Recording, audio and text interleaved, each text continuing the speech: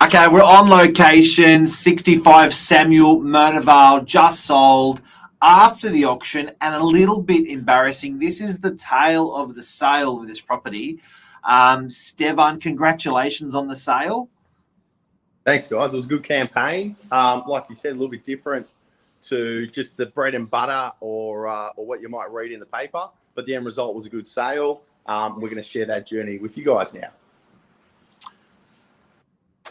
165 people through the property, inspected Yep. and inquired on the property. Huge numbers.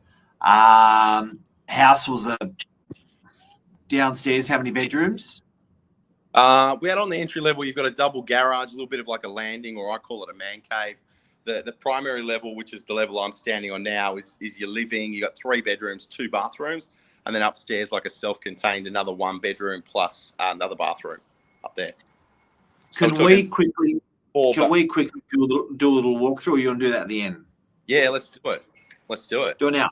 Okay. So you know, guys, this property sold for more after the auction than at the auction or even before the auction. So let's do a little tour, Stev. So we'll see what people can buy for low 2 millions in Murnavale and Northern Beaches. Awesome. So guys, I'm on the landing platform.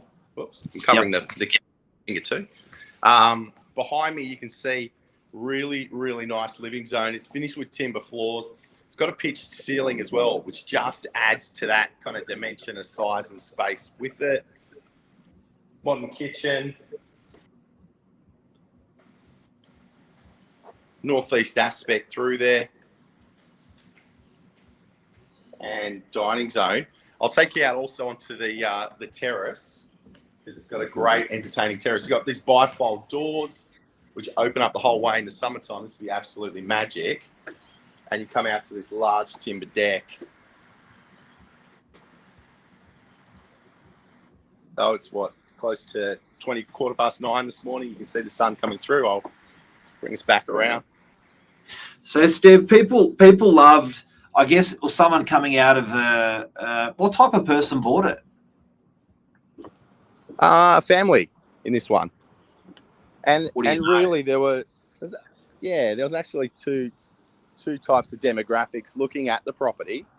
Yeah. I'll come back and chat to you guys. So we had kind of 2, if I could say, main demographics. One were families looking to upsize. Obviously, you'd expect that in Murnavale. Such a great family location. You know, the shops are about 2 minutes down the road. Schools are here. B-lines here. So great spot to be for a family. But there was also a really, really big push and interest level from downsizers. So people looking particularly downsize their current home. Upstairs had the flexibility of being turned into an investment opportunity. So we saw a good amount of downsizers. Couples, even, believe it or not, they would occupy the 3 bedrooms here, and then upstairs they'd lease out for an income as well. So there was good demand from that kind of demographic as well, believe it or not. Now, I just can't believe that before it went to auction, there was a really good offer, and the owner decided not to sell it. So what was that offer? The offer pre-auction that we had was 2.17 on the property. And to put it into perspective, that was kind of the market rate, I would say, around here at the time, based on what was selling throughout Murnavale. A similar home on a level block would probably run you closer to 2.3, 2.4. This has a slight incline to the block. So it was within the range that we indicated to the owner coming in. But it was towards the upper end as well. So at 217, really good offer. And then the property went to auction. And what did you get at auction? So that gentleman actually ended up buying. We ran through the auction campaign, and we ended up finishing up at the auction at 215. Was the closing so it got bid less on the property. at auction. Less at auction. So $20,000 less going through the auction campaign. So 2 weeks pre-market. And then we ran a 3-week auction campaign. The end result, let's summarize: 217 pre. that buyer moved on, unfortunately, bought something else, and then at auction passed in at 215, 2,150,000. Okay, so then the owner decided not selling it at auction, not Yep. happy Yep. with that Yep. with that amount of money. Yep, pretty much. Then what happened? So then, obviously, we had really strong numbers coming through, like you'd indicated, 160 odd groups through it. Yep. We jumped back out, went onto market. Now, auction, again, there's a lot of personal preference with buyers around auction. Some like it, some don't like it. We had a lot of people that we were talking to that, one, weren't ready at the time of the auction, and two, were a little bit nervous going into that campaign. So we went straight back to everybody, continued those conversations, ran it on market for probably another 10 days, and ended up selling it. Now, if I was an owner, I would say I'd be pretty dishevelled. I'd say, look, if it's been on the market for 2 weeks pre-market, 3 weeks at auction, another 10 days, man, we are not going to get more than 217 that we had prior to auction, 215, which we had at auction. You'd go, not going to happen, but it did. They got more. Yep. Again, they waited and they got more. What did it sell for? We ended up transacting this property at 2,210,000, so 2.21, which was an increase of 60,000 on top of what we had at the auction in about 10 days after the process. So there you go. But guys, there's I know it's an interesting market. You look at interest rates as a buyer. You look at what's selling in the area. Look at demand, but really, when it comes to selling property, you can sell before the auction, you can sell at the auction, you can sell after the auction. I think it comes down to if you've got a good agent behind you that understands those 3 steps, then it doesn't really matter where you start. It really matters where you end up. And these guys ended up, in a good spot for them. Who's the guy stealing furniture behind you? They're the guys from Spacious. The Property Stylists guys. They do an amazing job. They're taking all the furniture out, so you can see behind me. They do a fantastic. And Stephen, do you think it was necessary to get the highest price to run through the process of auction? Do you think that the owner had to go through this journey to get to that final price? Could they have gotten the 221 earlier, or did it need to stretch its legs through and then the 10 days? Yeah, really good question. I think the auction process works really well, particularly when you're looking at this house and this demographic. A lot of the buyers that were coming through needed to sell before they could buy. So an auction strategy would allow them to implement something behind their property to put them in a position to jump on it straight away. But was it necessary? I think so. I think it gave the vendor, confidence in the end result to know that, hey, look, we've explored all the avenues and the sale figure was, a good result for them. So there's confidence from the vendor on that side. And number 2, it just gave buyers more time to position themselves as well. So I think in this circumstance, yes. I think if it was a 1-bedroom apartment or a 2-bedroom apartment, you don't need to run that way because the buyer is a little bit.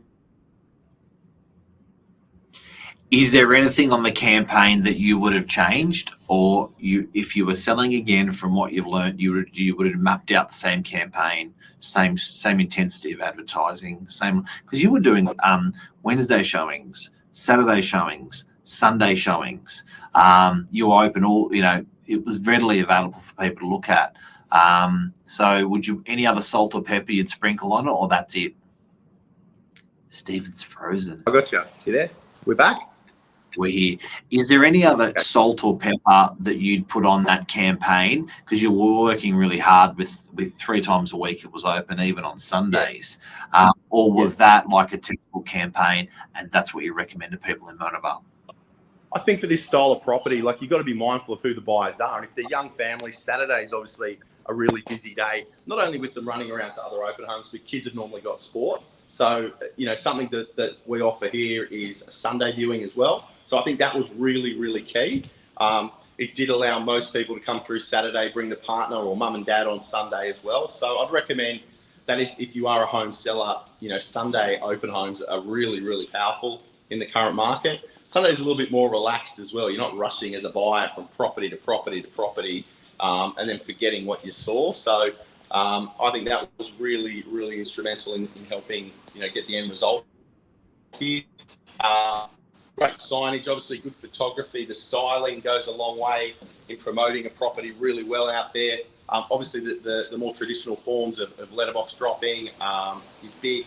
We're also very, very heavily involved in social media. So that's a platform we've seen explode over the last kind of 3 to 4 years, even 5 years now. So that was a really, really key strategy as well. And also, I'll brag a little bit. I'm local. I live 2 minutes around the corner. So I can speak with a lot of confidence to what is on offer here and what the schools are like and what the shops are like. And I'm a big advocate for Mona Vale Living. Question, and this is a recommendation to people out there while I'm asking the question. How much would that property have sold for if it was a dead level block? This probably would have sold north of 2.4. So you can save 10 or 15, I'd say, probably. Yeah. Okay. So you can save 10 or 15% on your purchase price if you go for a sloping block with your family. So people who are on a budget, if you want to pay a premium, get a dead level block. If you want to get slice up a bargain and buy for cheaper, go sloping block, which is this one here. So there's a perfect example. Absolutely. I mean, and the access was really good driveway, easy access into a big double garage. So yeah, I think that helped really, really well. There was another sale for a similar home in Mona Vale that went for around the 2.4, and there was a more finished product very similar to this, with newer kitchens, newer bathrooms, went for around the 2.3. So I think it's a really good piece of advice there, guys. As a buyer, I always say to my buyers that are out there looking, the perfect 5 out of 5 property is pretty tough to find. It's a bit of a unicorn. I always tell my buyers, base your shopping on 5 points, your 5 key factors for what you need. If you've got 3 of those 5, if a property you see is ticking 3 of those 5 boxes, you should strongly consider it. If it's ticking 4 out of those 5 boxes, you should go and buy it. If it's ticking 5 out of 5, it's probably going to be pretty competitive because there's other people looking for 5 out of 5. And if you've seen that value, they've seen it as well. But that's my advice to buyers in the marketplace. Yeah. That's exactly what I tell my wife as well with her husband. How many stars do you think you are? Yeah, just be happy with 3. We'll leave it there. 3's good. Have a great day. That is the tale of the sale of Mona Vale. Stephen, well done. Huge price. And I think there's a lesson there of selling, of just sticking it out. And days of market and the market are longer. So, it's interesting. Thank you very much. Pleasure. Thanks, guys. Look forward to helping you in the future. See ya. Bye.